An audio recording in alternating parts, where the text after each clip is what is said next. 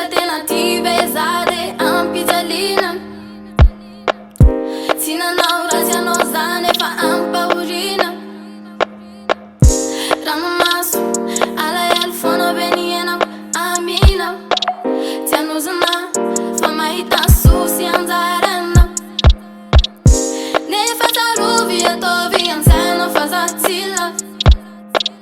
mampiona seko miatrika fenany zay wafy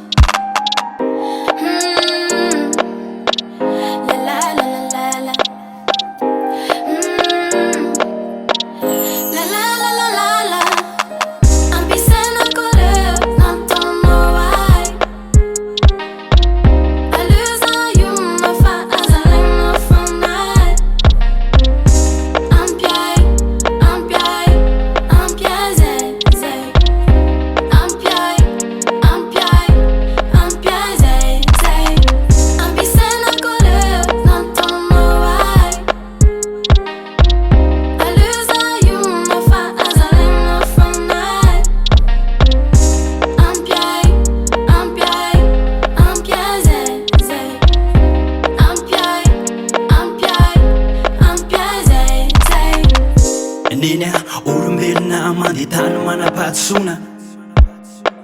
manaiky afadisa mandohalika amy fona tsy ahita intsony akoatra anao za raha mbola misy fo mitempo eo ihany lasa saina malahelo ny akamea eba tsy mekitsiny anao raha tsy tamanea eba satria zany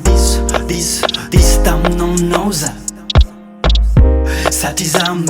meloka neny ahy kribampambambam